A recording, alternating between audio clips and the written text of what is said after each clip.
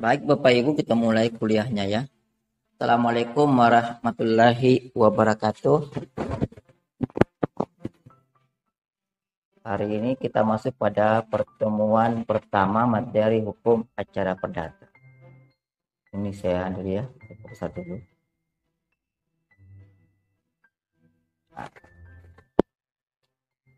Hukum acara perdata.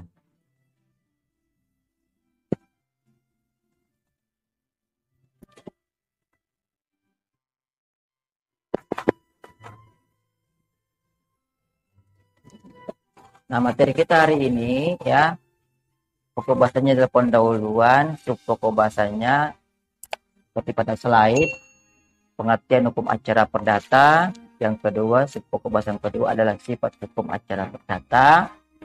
Yang ketiga adalah fungsi hukum acara perdata. Yang ketiga adalah asas dalam hukum acara perdata. Dan terakhir, sumber-sumber hukum. Nah, kita masuk pada pengertian hukum acara perdata.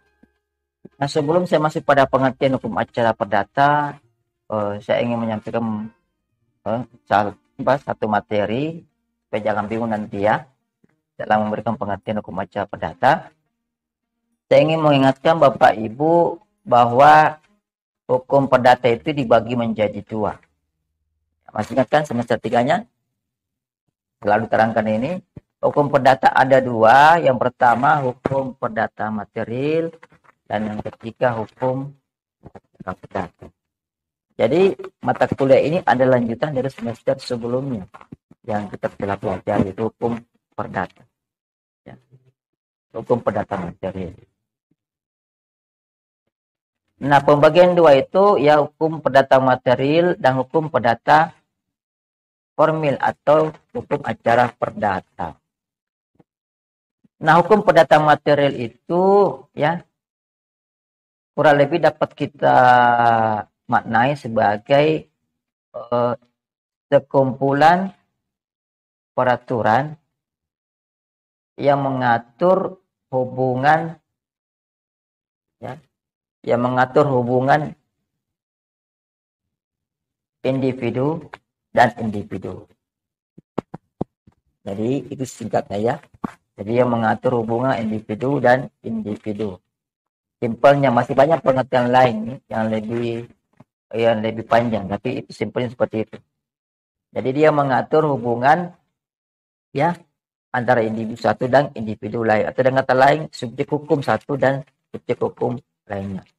Kalau individu kurang pas karena yang melakukan hubungan hukum dalam pergaulan hidup bermasyarakat itu adalah subjek hukum. Sementara subjek hukum itu ada dua. Masih ingat ada dua kan? Apa yang bisa sebutkan? Dua subjek hukum. Subjek hukum perdata ada berapa? Ada dua. Ya, apa yang pertama? Masih ingat pelajaran kita di hukum perdata? Yang pertama adalah orang. Yang kedua? Apa yang kedua? Di sini ada yang sudah kerja kan? Nah, tempatnya Bapak Ibu kerja itu namanya apa? Ya? Apanya? Lingkungan, bukan. Instansi namanya perusahaan. Perusahaan itu supaya bisa bergerak, bisa melakukan hubungan hukum dengan yang lainnya, dia harus apa? Dia harus memiliki apa? Memiliki apa itu? Ingat-ingat, badan hukum. Iya. Jadi badan hukum itu adalah subjek hukum yang kedua setelah orang.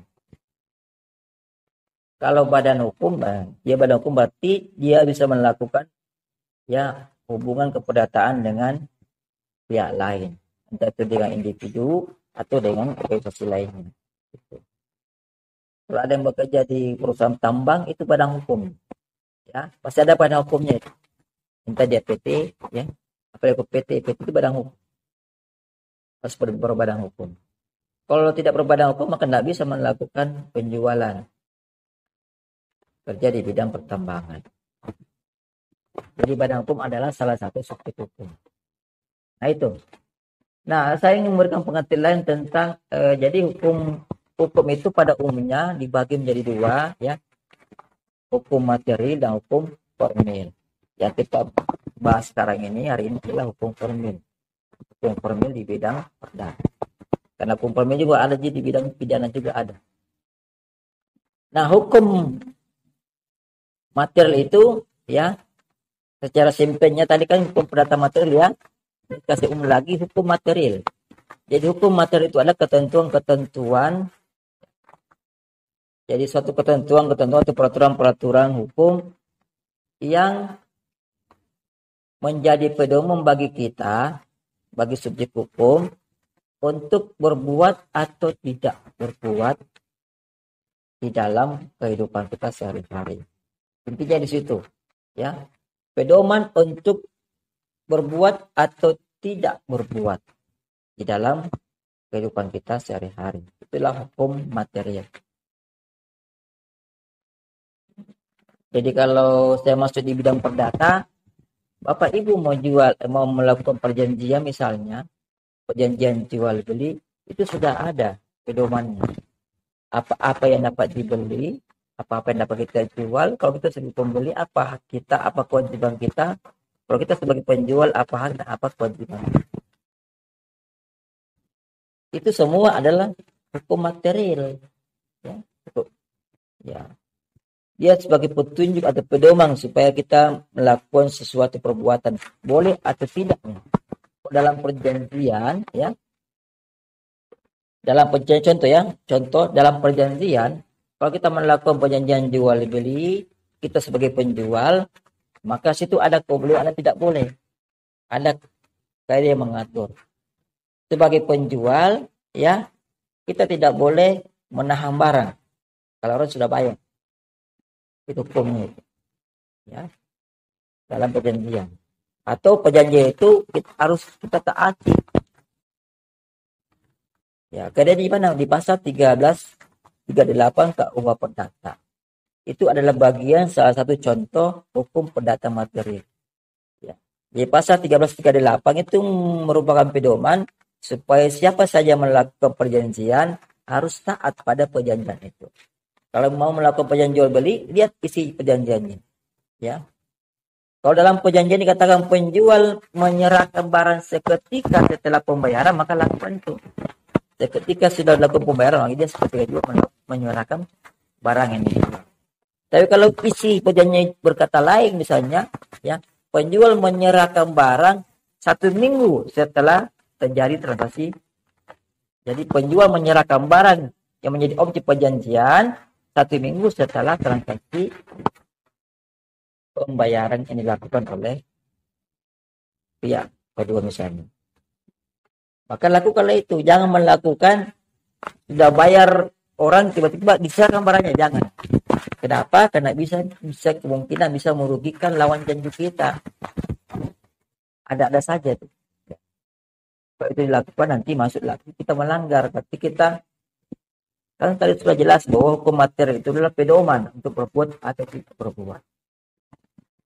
Jadi pasal 338 memerintahkan supaya setiap orang harus mengikuti atau menjalankan isi perjanjian. Apapun itu, jual beli maupun sebagainya, ya. Pinjam meminjam dan sebagainya. Itu contoh hukum material. Nah, kemudian yang kedua hukum formil, ya. Nah, sebelum agar gampang dipahami hukum formil, saya ingin dulu kasih ilustrasi begini.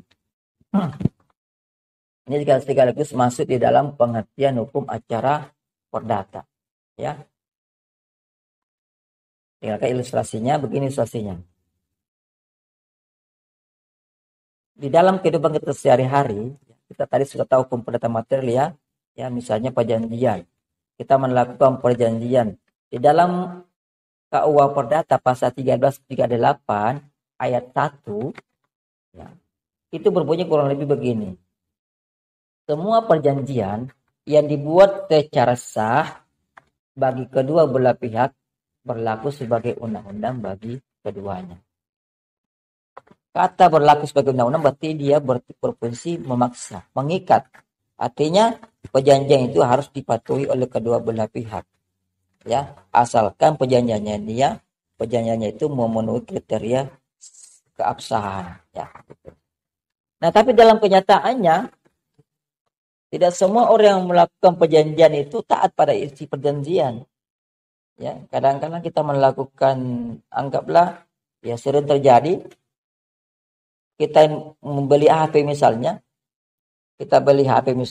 contohnya kita beli HP, kita tanya dulu penjualnya, ini HP-nya ada nggak minusnya? Oh, tidak ada bos, aman. Ya, tidak ada minusnya. Semua berfungsi? Iya, semua berfungsi. Tanya lagi.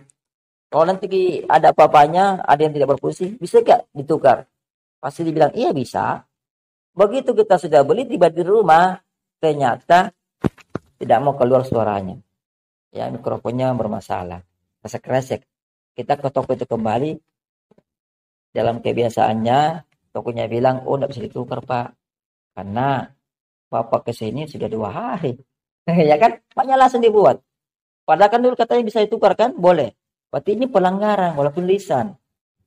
Berarti hukum perdata material, ya, utamanya yang tertuang dalam pasal 1338 ayat 1 yang memberikan pedoman supaya kita taat kepada semua isi perjanjian, itu sudah dilanggar, ya. Artinya sudah dilanggar, sudah tidak berfungsi lagi, ya. Orang yang melakukan perjanjian tidak lagi menerapkan pasal itu. Tidak berfungsi, seperti ada pelanggaran. Nah, pelanggaran ini, ya, itu otomatis akan menciptakan, ya, tidak seimbangnya hak dan kewajiban dalam pergaulan hidup bermasyarakat di bidang keperdataan. Dan tadi antara tokoh dan si pembeli itu sudah terjadi gangguan keseimbangan hak dan kewajiban. Ya, haknya si tokoh sudah dia ambil, tapi kewajibannya belum dia tunaikan sepenuhnya. Tadi masalah ganti kalau rusak kan. Ternyata setelah dibawa ke dia bilang enggak, sudah 2 hari. Padahal tidak ada perjanjian seperti itu. Perjanjiannya boleh diganti kalau ada kerusakan. Tidak menyebutkan masalah hari. Atau mungkin dia bilang, oh enggak, ini harusnya kalau ketika Anda tahu rusak, waktu itu juga Anda harus ke sini. Ini sudah malam Pak. Kenapa belinya pagi hari? Sudah malam ini. Nah, banyak alasan. Intinya salah satu pihak, ya, tidak mau menjalankan kewajibannya dalam perjanjian yang ditentukan oleh hukum perdata material. Dan jika itu terjadi, otomatis juga maka lawan janjinya haknya terganggu. Ya, dia tidak bisa mengambil haknya, tidak bisa menikmati haknya karena lawan janjinya tidak ada melakukan kewajibannya. Nah, dari cerita ini saya ingin simpulkan bahwa hukum perdata material itu tidak selalu dijalankan secara sukarela atau tidak selalu berjalan apa adanya. Sehingga dia butuh perangkat hukum lain. Jika hukum perdata material itu dilanggar oleh setiap orang, ya. Dilanggar oleh orang yang melakukan hubungan keperdataan di dalam pergaulan hidup bermasyarakat. Itu dalam bidang perjanjian, ya. Kalau dalam bidang perkawinan lain lagi, ya. Suami istri misalnya, ya. Ini sering terjadi. Suami tidak memberikan uang kepada istri, tidak memberikan nafkah lahir, tapi hanya nafkah batin saja. Nafkah lahir tidak dikasih. Paham semua tuh nafkah batin? Ini sudah berkeluarga. Sudah punya istri, Pak. Ini sudah punya suami. Belum. Saya kira sudah punya suami semuanya. Kita belum. Itu karena perkawinan bagian dari hukum perdata, jadi hubungan yang terjadi dalam perkawinan itu hubungan keperdataan. Hak dan kewajiban suami istri itu hubungan keperdataan. Masalah menafkahi, ya, itu hubungan keperdataan. Sering di dalam rumah tangga suami tidak memberikan nafkah, bahkan dia tinggalkan suaminya. Dia tinggalkan istrinya. istrinya disuruh cari sendiri duit, gajinya dipegang sendiri, ya honor dipegang sendiri, ya nanti mau makan suami baru kasih uang istrinya nih beli ikan. Kalau dari rumah istrinya mau makan apa? Itu kan berarti pada dalam hukum perkawinan ya sudah merupakan kewajiban seorang suami untuk menafkahi istrinya. Silakan dibaca itu pasal-pasal dalam undang-undang perkawinan. Itu ada tertera dan kewajiban ya saling bantu membantu. Jadi suami dan istri saling bantu membantu. Bantu apa saja ya, bantu fisik maupun bantuan batin. Paham Bapak kalau bantuan batin ya? Bantuan batin dalam suami istri paham ya? Ini lain senyum-senyum semua ini. Tidak paham senyum-senyum. Itu contoh. Jadi dalam kenyataan hukum perdata material itu tidak selalu dijalankan secara sukarela atau tidak selalu berjalan seperti apa adanya. Banyak pelanggaran. Nah, untuk itu maka dibutuhkan perangkat hukum lain supaya hukum perdata material itu menjadi tegak, menjadi bertahan, supaya dapat dipertahankan ya keberlakuannya. Karena percuma buat hukum kalau tidak bertahan, kalau tidak dapat diterapkan. Ya. Sehingga lahirlah hukum acara perdata atau hukum formil perdata. Kita kasih pengertian yang pertama-tama dari Siddiq Amrutakusuma. Menurut Siddiq Amrutakusuma, hukum acara perdata adalah peraturan hukum yang mengatur cara untuk menjamin ditaatinya hukum perdata material. Tentu dengan perantaraan hakim. Jadi ini sudah berulang tadi ya, diskusi pertama ya, nyambung ya. Karena dalam kehidupan sehari-hari kita itu ya, terkadang hukum material perdata itu tidak dilaksanakan, dilanggar. Kalau ini maka lain ini pengertian hukum acara perdata menurut Siddiq Amrutakusuma. Bapak Ibu kenal nggak dengan Siddiq Amrutakusuma? Belum kenal? Belum pernah baca bukunya? Banyak bukunya nih, silahkan dicari-cari nanti ya. Di Google Book banyak. Hukum acara perdata. Beliau ini guru besarnya UGM. Ya. Beliau ini pernah mengajar saya di S2 dulu. Ini termasuk guru saya juga. Ini pendapat beliau tentang hukum acara perdata. Pendapat yang kedua dari Wirjono Pronjodikoro.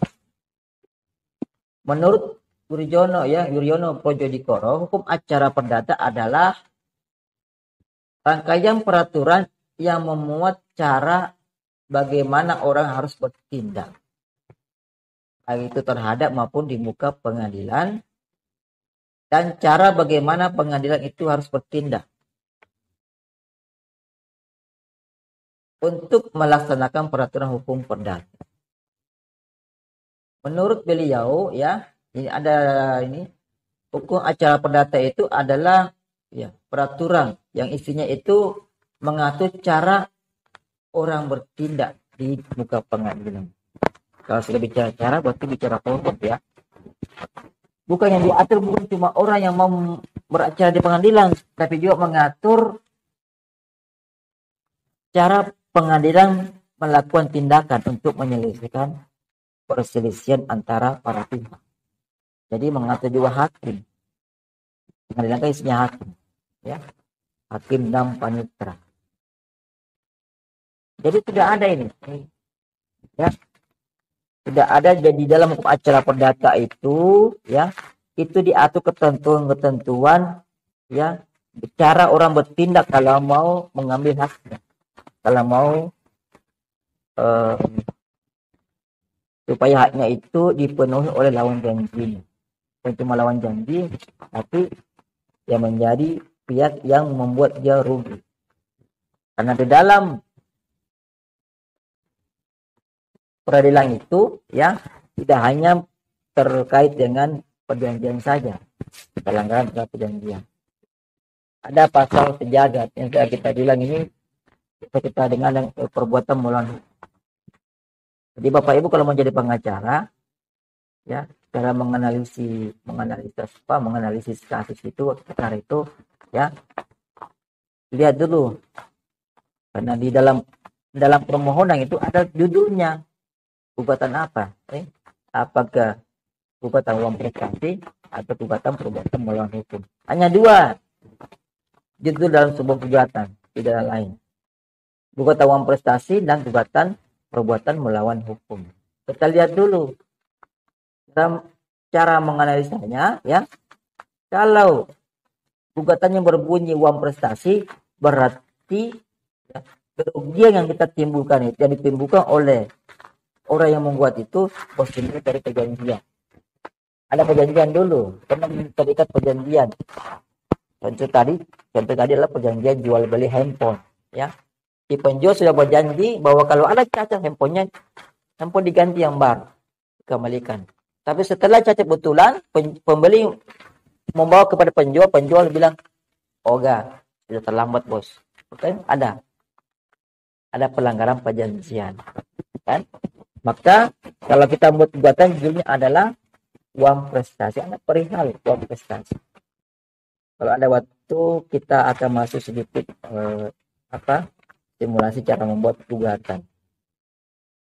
Yang kedua, gugatan perbuatan melawan hukum, PMH, ya. Perbuatan melawan hukum. Bagaimana supaya bisa jadi perbuatan melawan hukum? Maka kita lihat, ya, kerugian yang timbul itu bukan karena perjanjian. Semua kerugian yang timbul bukan karena perjanjian, itu namanya perbuatan melawan hukum.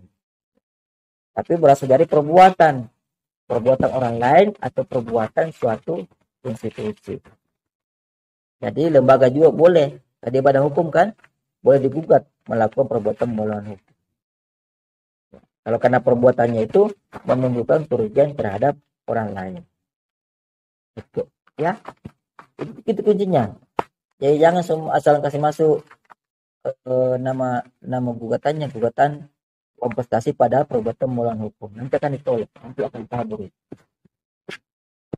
Oke, kita nggak jauh ke sana, karena nanti ada materi segini, insyaallah kalau dapat, ya. Ada pertanyaan sampai di sini? Silahkan. Ada, silahkan Pak. Ada? Oh, silahkan. Nggak usah malu-malu. Tidak ada nilai kalau bertanya. Kalau salah nggak dinilai. Ya. Silakan. Mungkin terkait ini pengertian atau mungkin ada yang bisa membuat definisi sendiri. Silakan. Jadi dua ahli yang saya kasihkan ini dalam memberikan pengertian itu hanya pedoman saja. Nanti Bapak Ibu silakan membuat pengertian sendiri. Ya. Silakan. Boleh. Ini kalau tidak boleh, ya. Ini hanya pedoman saja. Nanti kalau di soal saya tidak menyebutkan nama pakainya, berarti silakan membuat pengertian sendiri. Ya. Berarti uraian bebas. Kalau saya kasih nama orang, menurut ini berarti uraian bebas. Harus seperti ini. Jadi ini juga arti hafal, ya. Hafal dan dipahami. Kalau dipahami, insya Allah Bapak Ibu sudah dapat membuat pengertian sendiri. Ada yang bisa bantu saya membuat pengertian sendiri terkait dengan pengertian hukum acara perdata? Silakan. Silakan. Angkat tangan. Salah nggak mengapa? Tidak dinilai kalau salah. Kalau benar dinilai. Kalau salah tidak dinilai. Silakan. Ada poinnya. Bikin saja.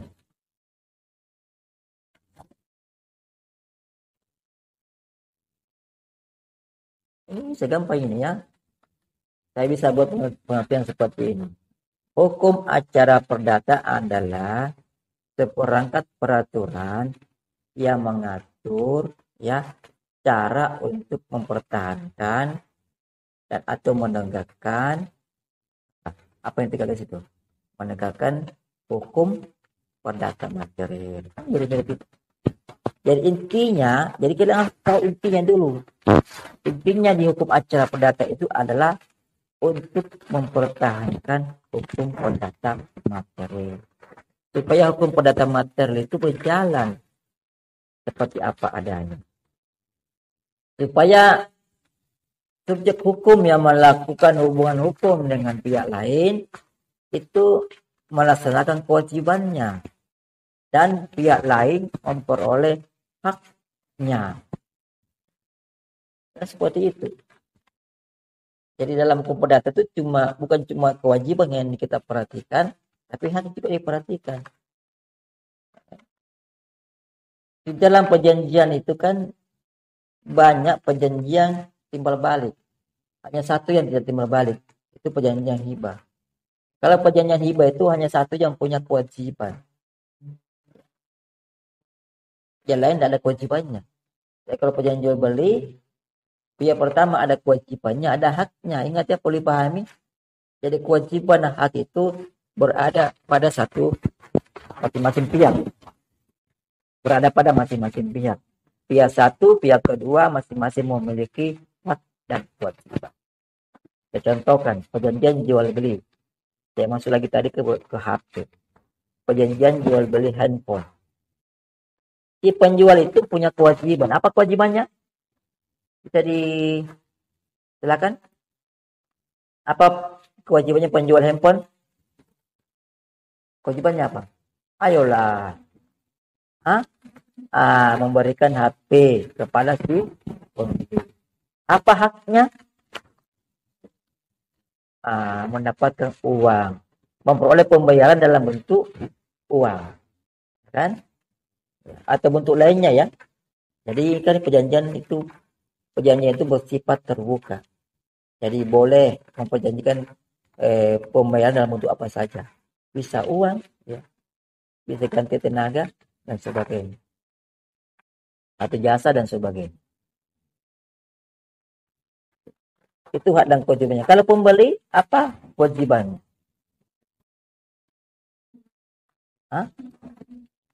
Membayar. Iya. Kewajiban dari pembeli adalah melakukan pembayaran sesuai dengan isi perjanjian. Apa haknya? Memperoleh. Apakah hanya memperoleh barang saja? Apa haknya?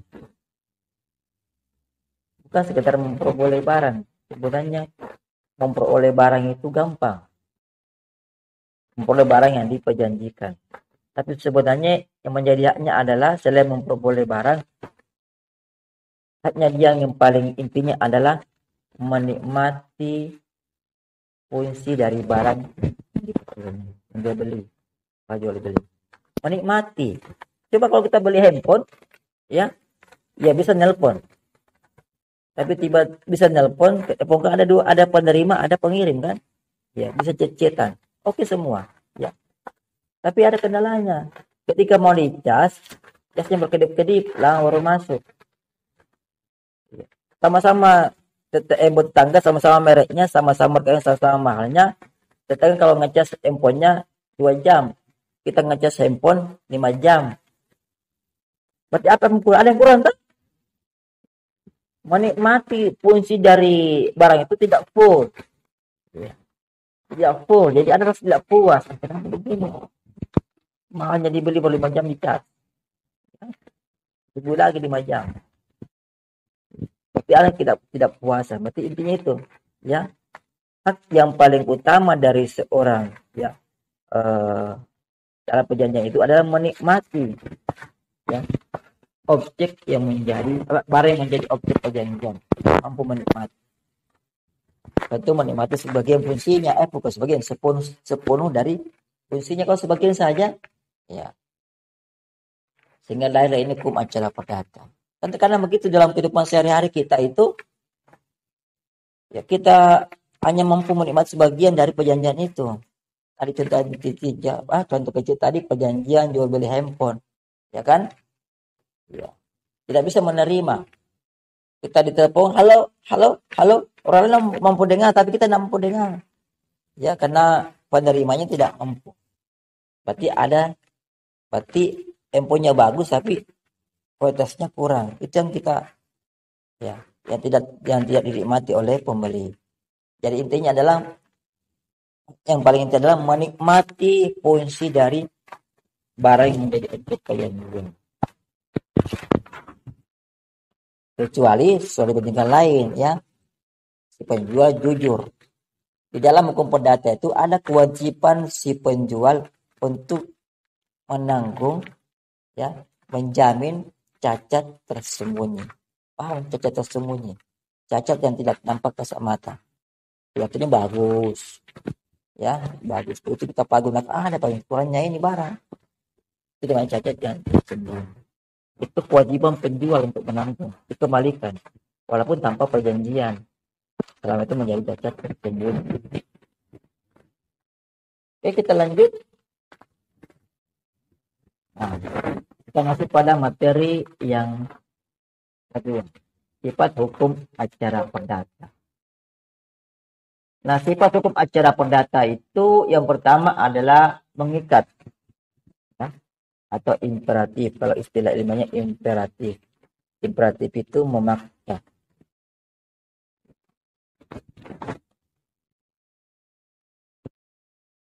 Yang kedua, sifatnya, karena dalam hukum acara perdata itu ya ada kita kenal namanya perkara. Nah, sifatnya itu yang kedua adalah perkara itu bergantung pada inisiatif penggugat. Dapat kita temukan dalam pasal 118 HIR atau 142 RBG.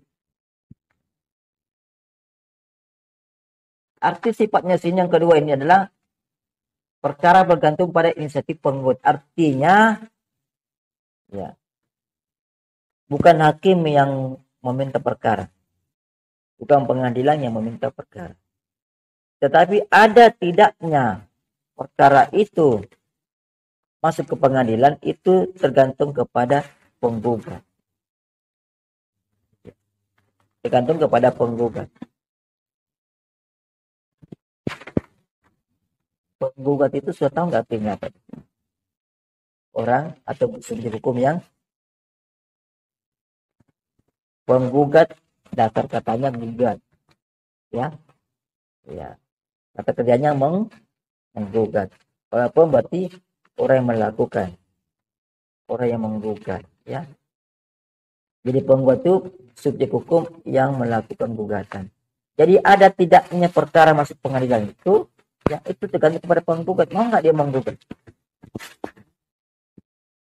Kalau dalam hukum acara perdata itu yang boleh menjadi penggugat adalah pihak yang, kalau saya istilahkan, yang barangkali dilanggar haknya. Masih barangkali, kan belum tentu. Dalam persidangan itu kan belum tentu penggugat menang, toh. Bapak Ibu, ada kalanya penggugat yang dimenangkan oleh hakim. Kenapa? Karena ternyata penggugat itu salah menafsirkan haknya. Ternyata hanya nggak dilanggar, Ji. Ya, itulah. Jadi makanya saya selalu memberi pemahaman bahwa penggugat itu adalah pihak ini adalah subjek hukum yang barangkali dilanggar haknya. Kita masih bilang barangkali. Kalau sudah langgar haknya, berarti kalau kita gunakan pihak yang langgar haknya, berarti hakim wajib memenangkannya. Karena tujuan hakim ini menyelesaikan perkara adalah untuk melindungi sebenarnya, melindungi hak-hak keperdataan dalam pergaulan hidup bermasyarakat. Kalau ada hak yang dilanggar oleh orang lain, tujuannya hakim adalah melindunginya itu. Melalui hukum acara perdata. Tidak boleh semuanya memutuskan, tapi harus ada kriterianya apa? Mekanismenya mengikuti ketentuan dalam hukum acara perdata. Itu pengertian penggugat ya. Pihak yang barangkali dilanggar haknya. Nah, kemudian fungsi hukum acara perdata. Fungsi hukum acara perdata ini dapat sebenarnya sudah tersirat di dalam pengertian hukum acara perdata. Kalau Bapak Ibu memperhatikan dengan seksama, ya, bunyi dari hukum acara perdata yang disampaikan oleh kedua pakar tadi sebelumnya, menurut Prof. Dr. Kusumo dan ya, maka kita bisa menyimpulkan ini bahwa hukum perdata itu berfungsi. Ada 3 fungsinya sini saya mampu simpulkan ya. Yang pertama, melaksanakan dan mempertahankan atau menegakkan hukum perdata material dengan perantaraan kekuasaan negara, yaitu hakim atau peradilan. Ya. Yang kedua, mencegah Eisenrechting. Pernah dengar istilah Eisenrechting? Tulisannya Eigen, tapi masih ingat Prof. Ibnu menyebutnya Eisenrechting. Eisenrechting. Jadi yang itu dibaca he. Itu sebutan Belandanya, kan bahasa Belanda ini. Eisenrechting. Fungsi yang ketiga adalah melindungi kepentingan perdata. Kepentingan itu adalah hak. Kepentingan atau hak perdata tiap supaya lebih saya rubah ini tiap individu terganti tiap subjek hukum. Ya, tiap subjek hukum dalam pergaulan hidup bermasyarakat.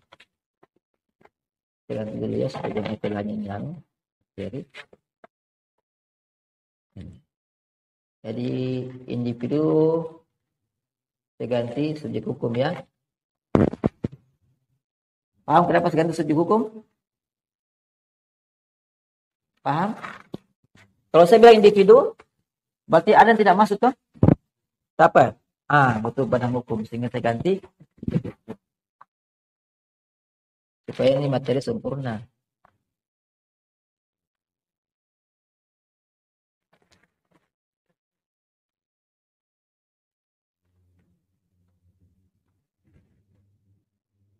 Nah, ini sudah fungsi ya. Fungsi.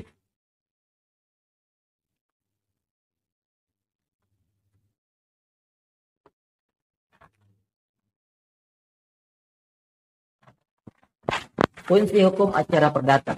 Jadi tujuan apa fungsi yang ketiga adalah melindungi kepentingan perdata atau hak keperdataan setiap subjek hukum dalam pergaulan hidup bermasyarakat.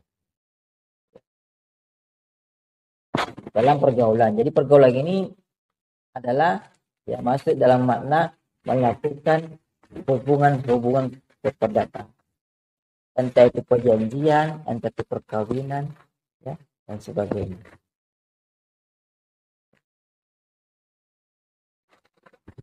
Ya, ini fungsinya, fungsi ketiga, fungsi kepentingan. Ada pertanyaan sampai di sini? Silakan.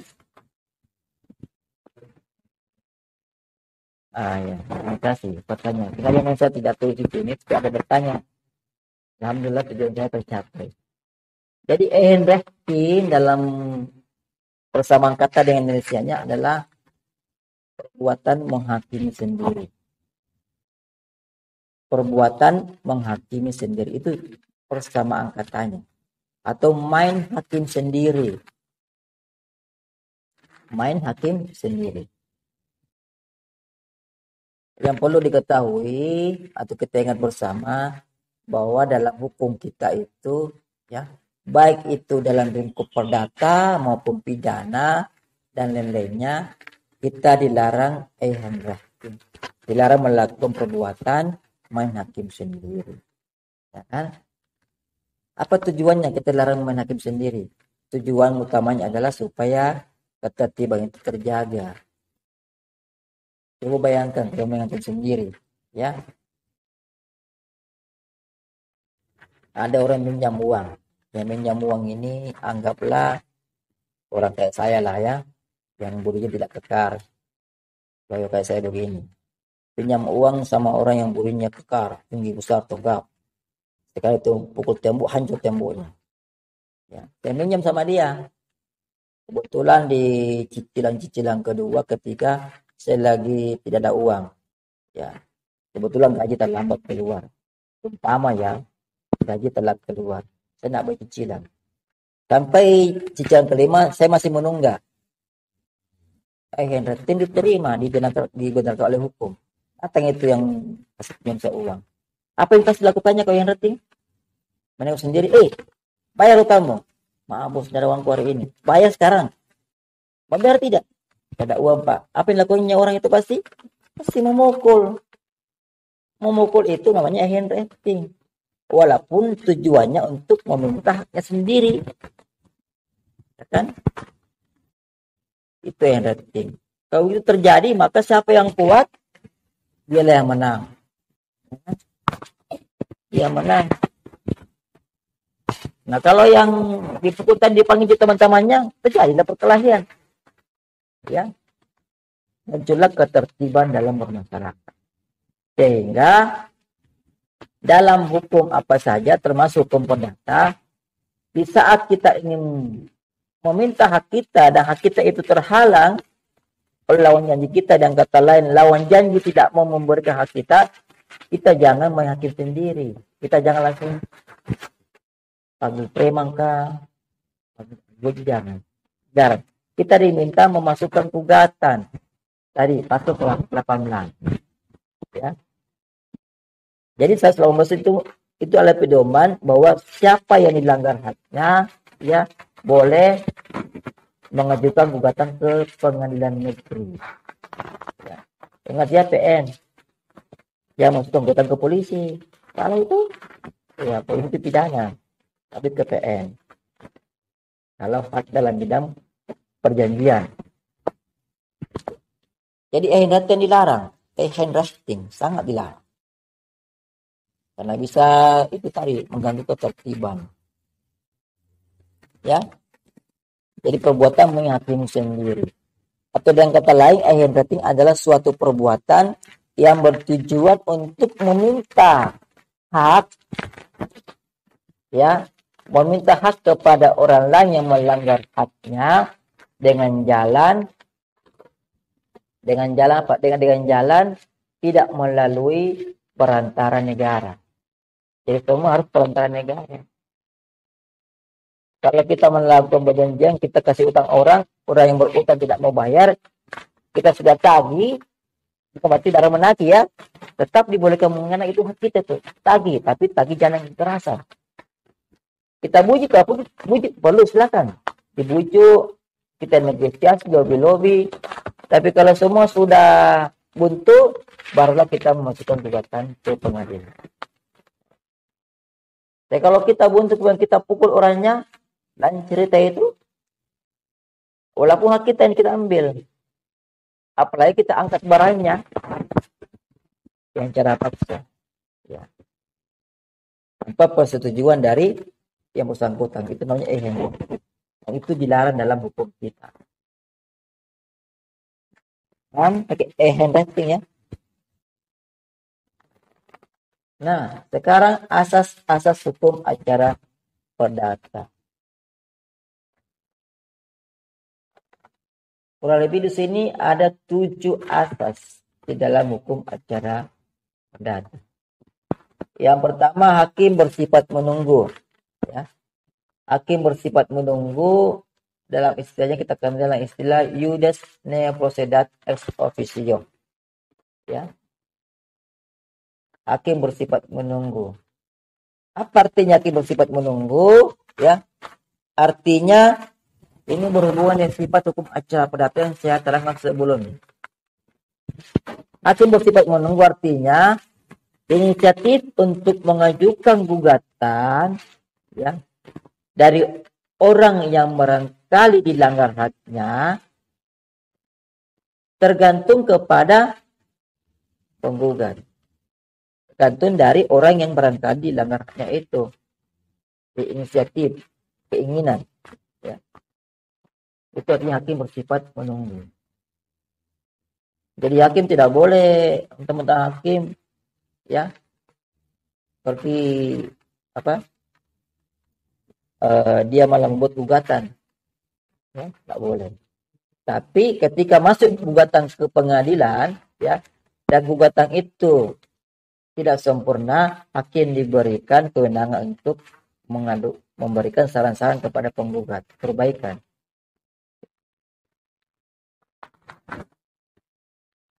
Jadi hakim bersifat menunggu artinya hakim, ya, artinya ada tidaknya perkara dilayangkan ke pengadilan itu tergantung kepada orang yang barangkali dilanggar haknya atau penggugat. Tergantung pada subjek hukum yang barangkali dilanggar hak. Itu sifat menunggu. Jadi hakim jangan jemput bola. Oh, di sana ada orang berperkara ini. Masalah. Dia ke sana. Jadi saya bikin gugatan sih. Ini sebab penggugat. Daftar nak? Oh, saya melanggar asas itu. Asas ini ya tertuang di dalam tersirat dalam pasal 118 HIR dan 142 RBG. Di sini ada dua peraturan, ada HIR dan RBG. Ya. Ini terpakai semua. HIR ini di zaman Belanda itu dipakai di wilayah Jawa dan Madura. Ya, makanya ini ya sekarang kita kenal peraturan diperbaharui. RBG berlaku untuk wilayah di luar Jawa dan Madura. Ya dulu tuh Belanda memecah belah kita lewat hukum. Ya membagi tuh 3 golongan penduduk Indonesia. Nah, yang tertinggi adalah Eropa. Yang paling bawah itu adalah Indonesia. Kita ini Bumi Putra. Dibagi. Orang Bumi Putra yang berada di luar Jawa dan Madura menggunakan RBG. Ya. Orang Bumi Putra yang tunduk yang tunduk kepada hukum Eropa ada di Jawa dan Madura menggunakan HIR. Tujuannya apa? Untuk memecah sebenarnya. Padahal itu sama juga. Isinya sama juga. Ya. Itulah politik hukumnya di Belanda. Jadi orang itu bisa terpecah melalui hukum. Itulah beliau orang Belanda. Ya. Pecah belah lewat hukum. Asas yang kedua adalah hakim pasif. Ini sepintas selalu sama dengan hakim bersifat menunggu. Karena pasif itu sama sifat. Kalau pasif itu tidak boleh aktif ya. Kalau menunggu sama nggak ada pasif? Sama kan? Tapi beda ini ya. Artinya beda. Hakim bersifat pasif artinya hakim dalam apakah tugas hakim itu? Di pengadilan. Memutuskan. Apalagi? Sebelum diputuskan namanya hakim memeriksa, mengadili dan memutuskan perkara. Jadi hakim terkait dengan asas ini hakim bersifat pasif, artinya hakim dalam memeriksa, mengadili dan memutus perkara tidak boleh keluar dari apa-apa yang diminta oleh para pihak. Jadi terkait dengan ruang lingkup pokok perkara. Kalau penggugat hanya misalnya ya dia meminta kepada hakim supaya si tergugat itu membayar utangnya sebesar 10 juta, maka hakim tidak boleh memutuskan 20 juta. Ini apa asasnya? Hukum asas hakim pasif, ya tidak boleh. Atau kalau dalam perkaranya itu penggugat hanya melayani ke perkara utang pinjam meminjam uang, ya hakim tidak boleh keluar dari pinjam meminjam. Jangan memutuskan perkara lain, ya walaupun disinggung dalam itu, ya jangan memutuskan hibah misalnya, maka pinjam tidak boleh. Jadi intinya hakim di sini terikat oleh apa-apa yang diminta oleh para pihak. Karena di dalam peradilan itu, ya, semua pihak itu meminta, baik pihak penggugat maupun pihak tergugat. Sudah pernah baca gugatan? Belum pernah ya? Ya. Gugatan itu ada permintaannya situ, permintaan penggugat. Gugatan itu dibalas lagi, dijawab oleh kita juga jadi meminta, ya kan? Paling permintaannya tergugat ngomong kepada majelis hakim, ya, untuk menolak gugatan penggugat. Itu pasti sih.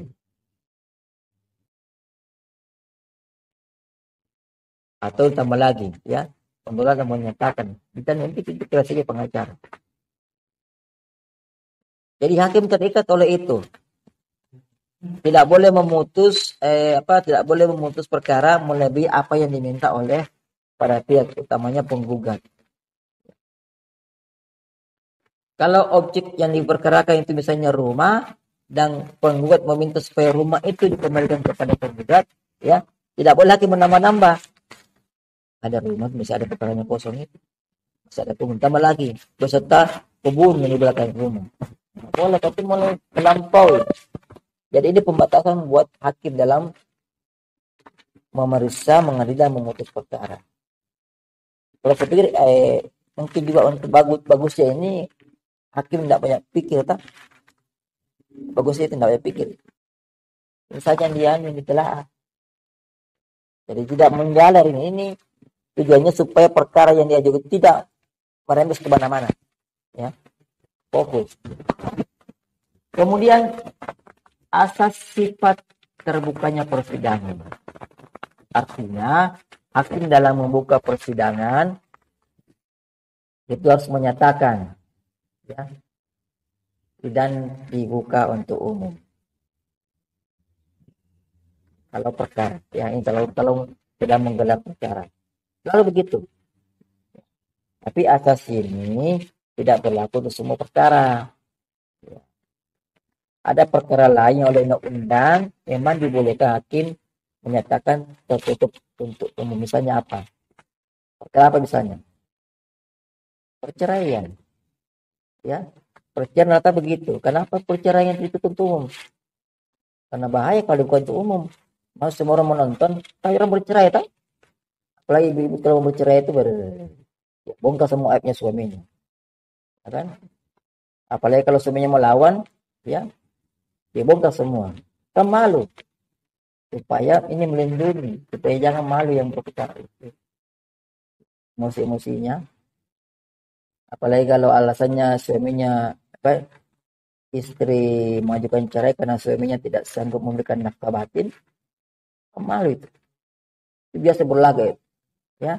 Sambil bertengkar nih, menjawab kan yang terjadi begitu, maksudnya ditutup untuk umum.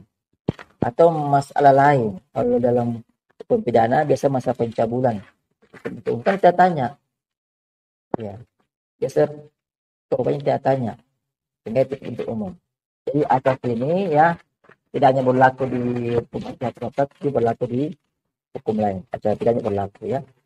Dan tidak berlaku semua perkara. Ada perkara-perkara tertentu yang dibolehkan untuk umum. Yang keempat, asas mendengar kedua belah pihak. Asas mendengar kedua belah pihak ini itu dalam bahasa lainnya kita kenal dengan istilah audi et alteram partem. Sebutan dan tulisannya sama, ya. Ulangi, audi et alteram partem. Ya, hakim mendengar kedua belah pihak. Artinya hakim dalam mencari kebenaran di persidangan, ya, harus menggali informasi dari kedua belah pihak. Di dalam proses persidangan itu ada gugatan, ya. Gugatan itu dibacakan oleh si penggugat. Habis dibacakan, dijawab lagi oleh si penggugat. Tujuannya apa? Kita mengorek informasi kedua belah pihak, ya. Gugatan sudah dibacakan, sudah itu dijawab oleh si tergugat. Sudah itu dijawab lagi oleh penggugat, sudah dijawab lagi tergugat. Jadi bolak-balik, ya, duplik dan duplik, ya, duplik dan duplik dan duplik. Sudah itu masuk dalam proses pembuktian, ya, masing-masing pihak diberi kesempatan untuk mengajukan bukti. Ini adalah kelemahan dari asas audi et alteram partem. Hakim mendengar kedua belah pihak. Jadi hakim membuka peluang, ya. Biasanya kalau dalam persidangan itu disepakati dulu, ya, tanggal sekian ini pembuktian oleh penggugat saksi biasanya. Penggugat mengusulkan saksi. Tanggal sekian itu lagi tanggal berikut minggu berikutnya tergugat lagi yang mengajukan kesaksian. Supaya imbang. Kalau penggugat diberi satu kesempatan untuk mengajukan saksi, maka tergugat juga diberi kesempatan untuk mengajukan saksi. Imbang. Kalau begitu. Ya. Kecuali salah satu pihak menolak tidak saksinya. Tapi pihak itu selalu ke peluang yang sama. Kalau saksinya penggugat itu 2 kali dikasih kesempatan untuk mendatangkan saksi, maka tergugat pun juga begitu, diberi kesempatan 2 kali juga untuk menjaga asas ini tetap mendengar kedua belah pihak. Nah, berikutnya, putusan harus disertai alasan. Ini sudah jelas ya. Di dalam putusan itu harus ada alasan-alasannya. Kalau Bapak Ibu baca putusannya panjang lebar itu ya, ada alasan-alasannya. Yang keenam, asas beracara dikenakan biaya. Ini yang perlu diluruskan ini. Selama ini banyak orang berpikir bahwa kenapa sih orang masuk di pengadilan harus bayar? Ya. Semuanya gratis. Semuanya beranggapan bahwa harusnya negara tentang itu. Negara yang tanggung. Apakah pernyataan seperti ini sudah pas tidak ya? Maksudnya negara yang tanggung itu orang masuk di perdata itu masuk di acara di persidangan peradilan ya, kita meminta harta melalui hakim, harusnya negara yang bayarkan. Tidak. Kalau bagi saya pribadi tidak terlupa. Yang untung siapa? Kalau penggugat itu menang, untungnya siapa? Kan itu penggugat, tak? Kan negara yang untung, negara yang bayarkan. Ya kan? Itu yang mau dibantu individu yang mau dibantu. Kan? Walaupun bisa berdalih kan ada pajak, pajak untuk yang lain lah. Ya masa semua serba dibayarkan. Yang dibayarkan itu untuk orang tidak mampu. Orang tidak mampu. Misalnya ya. Tapi kalau dalam utang piutang juga utangnya 1 miliar, masa tidak mampu bayar, antara dia itu kreditur yang meminjam 1 miliar, kita tidak mampu ya. Ya. Jadi tetap ya, atas ini tidak berlaku mutlak ya, karena dalam praktek masih ada istilahnya ya, beracara secara gratis ya. Kalau Bapak Ibu PPA itu ada sana gratis. Jadi ada yang mau cerai, kalau tidak mampu digratiskan, tapi terbatas, tidak banyak orangnya. Yang ketujuh, tidak ada keharusan mewakilkan. Jadi mengambil pengacara itu atau advokat itu tidak wajib, ya. Boleh melakukan gugatan secara sendiri tanpa diwakili, boleh. Ya, jadi tidak ada keharusan untuk mengambil pengacara atau advokat. Inilah 7 asas yang kurang lebih nanti dalam proses berikutnya kita masih akan menemukan asas-asas lain ya.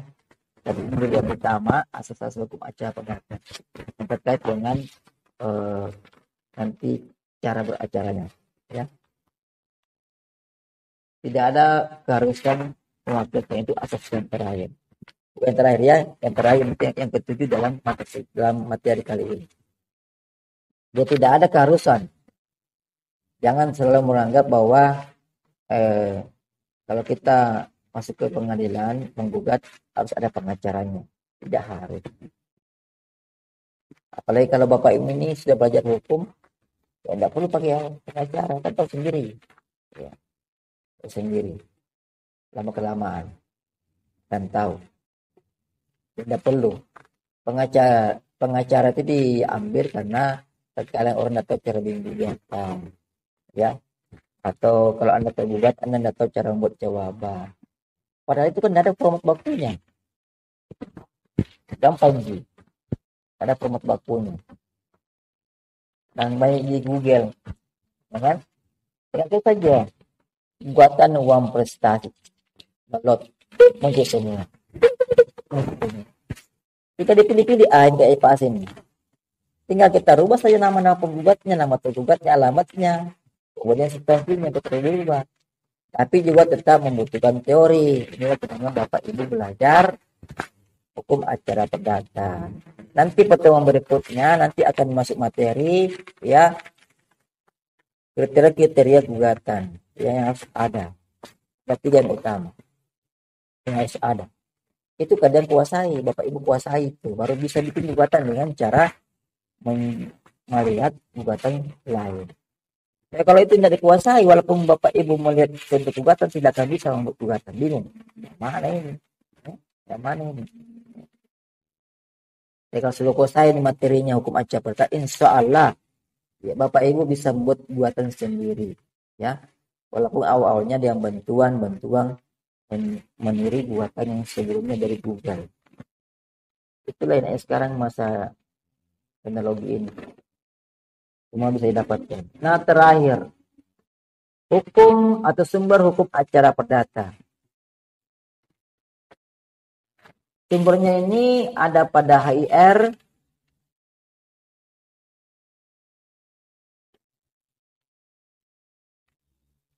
HIR itu apa kepanjangannya? Ada yang tahu? Harusnya Indonesia Rahlemen. Artinya Rahlemen Indonesia yang diperbarui. RBG. Apa itu RBG? RV. BW.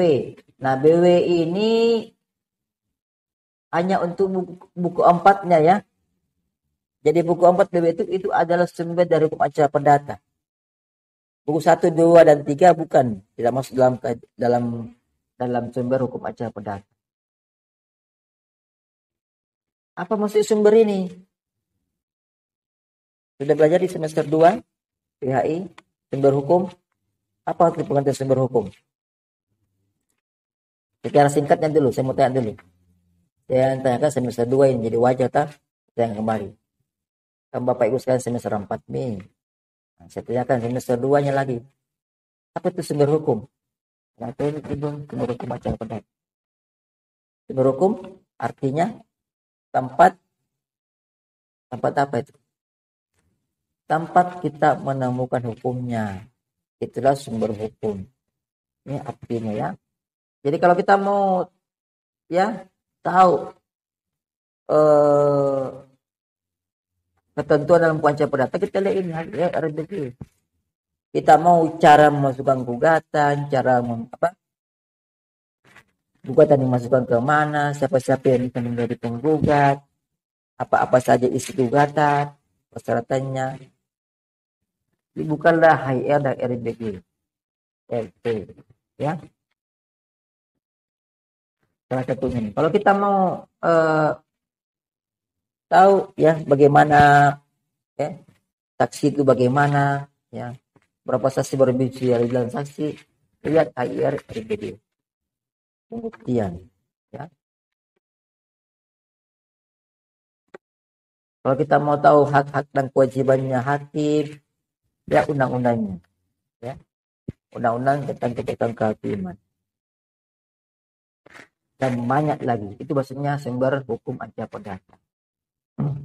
Saya tidak sebutkan nama undang-undang nomor undang-undangnya ya, karena itu nomor undang-undang itu berubah-ubah itu.